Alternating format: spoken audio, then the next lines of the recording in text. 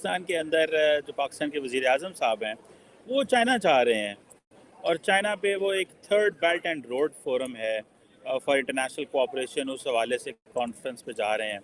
अगर जहाद के लिए तैयार ना रहे तो फिर जिल्लत का सामना है। जहाद के लिए तैयार हो, गज़वा इनके लिए तैयार हो। मुसलमानों, अगर जहाद के लिए तैयार ना रहे तो फिर जिल्लत का सामना है।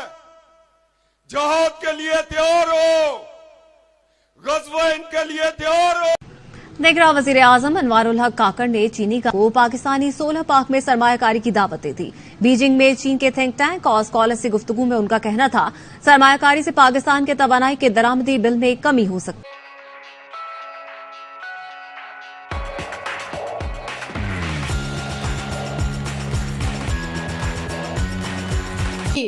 तो ये थे कैप्टन सफदर जो कह रहे थे कि मुसलमानों जिहाद के लिए तैयार हो, गज़वा हिंद के लिए तैयार हो, और इसी तरह की काफ़ी सारी बकबक चकचक उन्होंने इस वीडियो में जो है मौजूद है, जो उन्होंने बात की एक पॉलिटिकल रैली में। और उनका ये भी कहना था कि जी फ़लस्तीन के बारे में भी वो काफ़ी फ़िक्रमंद है, और उनका ख्याल है कि जो पाकिस्तान के पास जो एटम बम है, आपको पता है ना, पाव पाव के तो अलग हैं, एक बड़ा एटम बम भी है। जी हाँ, बिल्कुल।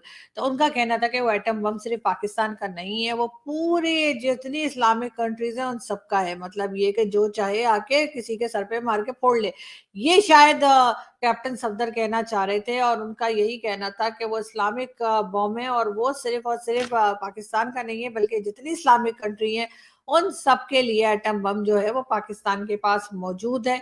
और इसी किस्म की फजूल की बातें वो अपनी इस रैली में करते दिखाई दिए। अब ना कोई उन्हें रोक रहा है, ना कोई उन्हें टोक रहा है, ना कोई समझाने की कोशिश कर रहा है, और वो इसी किस्म की ओंगी बोंगी बातें, जैसे हमारे यहाँ बोली जाती हैं, कि वो कहते चले गए। पाकिस्तान में चल रही है वो ये कि जी prime minister, caretaker prime minister Anwarul Haq Kakar साहब जो हैं वो चाइना पहुंच चुके हैं। जी हाँ, अनवारुल हक काकड़ साहब जो हैं 4 दिन के जो विजिट है, गवर्नमेंट विजिट पे, यानी कि सरकारी दौरे के ऊपर जो है पूरी फैमिली के साथ जो है वो पहुंच चुके हैं चाइना। और ये देखिए चाइना जाते हुए सर आगे देखिए सीढ़ियां हैं, गिरना पड़े, पिक्चर बन जाएगी, टेंशन मत लें। एक तो इनको भी फोटो सेशन का ना, तू खींच मेरी फोटो, तू खींच मेरी फोटो का बहुत शौक है। लेकिन खैर हम ये बता रहे थे आपको कि अनवारुल हक काकड़ साहब जो हैं वो जी चाइना पहुंच गए हैं, और चाइना में वो सी पैक 2, जी हाँ, सी पैक 2 के ऊपर बात करेंगे। इसके अलावा जी ये भी बात की जाएगी कि ML1 पर, और जो एक ट्रेन प्रोजेक्ट चलाने की कोशिश की जा रही है चाइना के साथ मिलकर, उस पर बात करेंगे, जो कि कराची से पेशावर तक एक फास्ट ट्रैक बनाने की बात की जा रही है। और ये है कि जी ट्रेन, उस पर फास्ट ट्रैक जो है वो ट्रेन बनाई जाएगी, और जाहिर है कि चाइना उसमें इन्वेस्टमेंट करेगा, और उसके बाद हम मजीद उसको जो है मामू बनाएंगे या टोपी ड्रामा करेंगे, जो भी करेंगे। लेकिन बहरहाल अभी सी पैक जो फर्स्ट स्टार्ट किया गया था, उस प्रोजेक्ट का जो हाल हुआ है वो ना सिर्फ ये कि पाकिस्तान के आगे है, बल्कि वो पूरे के पूरे दुनिया के सामने है कि क्या हुआ था। लेकिन बहरहाल हम एक बार फिर चाइना के दर पर हैं, और अनवारुल हक काकड़ साहब जो कि केयर टेकर प्राइम मिनिस्टर है, वैसे बताया तो ये जाता है कि केयर टेकर प्राइम मिनिस्टर का काम है सच कोई होता नहीं है, उन्होंने सिर्फ और सिर्फ अपना काम करना होता है कि अपने इलेक्शंस करवाने हैं, जिसके लिए कहा जा रहा है कि जनवरी में इलेक्शंस की बात की जा रही है। और जनवरी कोई खास दूर नहीं है, अक्टूबर चल रहा है, नवंबर, दिसंबर, और फिर है जी जनवरी, तो इलेक्शंस की बात की जा रही है। लेकिन अनवारुल हक काकड़ साहब जो हैं वो अपना काम छोड़ छाड़ के बाकी दुनिया के सारे काम कर रहे हैं। जाहिर है भाई लोग के लाए हुए हैं, एस्टैब्लिशमेंट के फेवरेट हैं, और वही लोग लाए हैं वही लोग घुमा रहे हैं। ये हो रहा है अनवारुल हक काकड़ साहब के साथ। और अब जी वो से पहले आपने देखा कि वो किस तरीके से वो अमेरिका घूम कर आए, फिर वो यूरोप गए, फिर वो सऊदी अरब गए, और अब वो चाइना पहुंचे हैं। इसके बाद न जाने जनवरी में इलेक्शन है, उससे पहले पहले काकड़ साहब ने, मेरा ख्याल है कि पूरी दुनिया का एक विजिट कर ही लेना है। वो कौन सी मूवी थी, around the world in 90 days के, 80 डेज के, 70 डेज, कुछ इस तरह का कोई मूवी का नाम था। तो मेरे है कि एक तरफ तो हमें पता चला था कि हम $60 अरब चाइनीज़ इन्वेस्ट करेंगे पाकिस्तान के अंदर, वो तो $60 अरब कोई नहीं आया, $25 अरब आया है, जो कि चाइनीज़ फॉरेन ऑफिस ने ये कहा है। और मैं ऑन अभी हाल ही में पाकिस्तान और चीन के 10 साल जो सी पैक के कंप्लीशन होने के बाद चाइनीज़ एक वाइस प्रीमियर पाकिस्तान आए और कहा गया जी कि चाइना ने $25 अरब जो पाकिस्तान को दे दिया है। सुनने में तो ये आता है कि 2013-14 में पाकिस्तान ने जो टोटल कर्जा चाइना का देना था वो तो कोई $3-4 अरब देना था। आज हमने जारी बात है वो कर्जा कोई $30 अरब से ज़्यादा का देना है।